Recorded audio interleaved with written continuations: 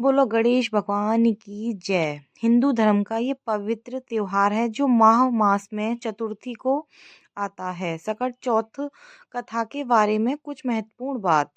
सकट चौथ एक विशेष हिंदू व्रत है जो माह में आता है, जनवरी और फरवरी के बीच में। कृष्ण पक्ष की चतुर्थी को मनाया जाता है। इसे हर हिंदू सकट चौथ व्रत या सकट चौथ कथा भी कहा जाता है। इस दिन विशेष रूप से गणेश जी की पूजा की जाती है। अगर आपके घर में मिट्टी की मूर्ति हो या गणेश जी हो तो कोई बात नहीं, अगर नहीं है तो आप मिट्टी से रुई और तिली का तेल मिला के इसकी एक प्रतिमा बना सकते हैं। ये व्रत आपके संतान घर की सुख शांति के लिए रखा जाता है। आइए चलिए अब हम सुनते हैं सकट चौथ व्रत की कथा। सतयुग की बात है कि राजा हरिश्चंद्र की नगर में पूरी प्रजा सुखपूर्वक निवास करती थी। वहां पर ऋषि शर्मा नाम एक ब्राह्मण अपनी धर्म पत्नी और पुत्र के साथ निवास करते थे। जब उनका पुत्र छोटा होता है तभी उस ब्राह्मण की मृत्यु हो जाती है और उसकी पत्नी अपने पुत्र का पालन पोषण करने लगती है। और ब्राह्मणी भगवान गणेश की परम भक्त थी, इसीलिए वे हर सकट चौथ पर व्रत रखती और गणपति जी की पूजा अर्चना करती। एक दिन उनका पुत्र पूजन स्थल पर पहुंच जाता और वहां पर रखी गणेश भगवान की प्रतिमा को खिलौना समझकर खेलने लगता है और वे खेलते खेलते घर से बहुत दूर निकल जाता है और वह पूरे दिन उस जगह पर खेलता रहता है और शाम को घर वापस नहीं आता है।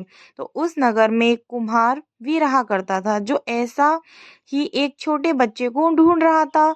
तो वह कुम्हार मिट्टी के बर्तनों को बनाने के लिए काफी मेहनत करता, लेकिन उसका आवा गर्म ही नहीं होता। और आवा यानी आग की भट्टी जिसमें बर्तनों को पकाया जाता है ईंट कंडे वगैरह डाल के। कुम्हार उस आवा में जब भी आग जलाता तो वह कुछ समय बाद बुझ जाता, जिसके कारण उसके कच्चे मिट्टी के बर्तन पकते ही नहीं थे और उसकी रोजी रोटी उसी से चला करती थी। इसीलिए वह काफी परेशान, दुखी, चिंतित रहने लगा। इस समस्या को दूर करने के लिए वह एक तांत्रिक भगत के पास पहुंचा, उससे इस समस्या का हल पूछा। तब वह तांत्रिक उससे बोलता कि तुम उस आवे के बीच में किसी छोटे बालक की बलि दे दो तो आपका आवा अच्छे से जल जाएगा और आपके बर्तन भी पक जाएंगे। संयोगवश उसे ब्राह्मणी का खोया हुआ पुत्र मिल गया और वह उसे पकड़कर उस आवे में बैठा देता है और अपने बर्तनों को रखकर आग जला देता है। जब सुबह वह कुम्हार अपने बर्तनों को देखने के लिए आवे के पास पहुंचा तो उसे बड़ा आश्चर्य हुआ। उस बच्चे को एक खरोंच तक नहीं आती है और वह भगवान श्री गणेश की प्रतिमा के साथ वहां बैठा हुआ खेल रहा था और आवे के सारे बर्तन भी पक जाते हैं, लेकिन बच्चा बिल्कुल ही सुरक्षित अच्छे से प्रतिमा को लिए बैठा हुआ था। कुम्हार डर जाता है और राजा के समक्ष अपने कृत्य के बारे में बता देता है। उधर बालक की माँ भी बहुत परेशान होकर उसे ढूंढ ही रही थी, अत्यंत दुखी थी क्योंकि उसका बालक उसको मिला नहीं था। जब राजा के माध्यम से माँ को अपने पुत्र की खबर मिलती है तो वह राजा के दरबार पहुंच जाती है और राजा उससे पूछता है कि तुम्हारा बच्चा किस प्रकार सुरक्षित बच गया। तो वह बताती है कि हे राजन, मैं कोई टोटका नहीं करती, भगवान गणेश मेरी ही अपार आस्था है और मैं उनकी पूजा करती हूँ और सकट चौथ का व्रत रखती हूँ।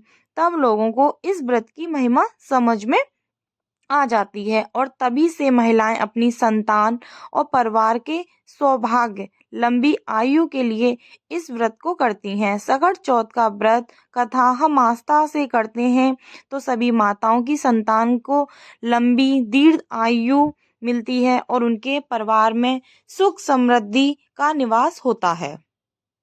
सकट चौथ की कथा सुनने के बाद हमको गणेश भगवान की कथा सुननी होती है, जिसके बाद ही हमारी पूजा संपन्न होती है।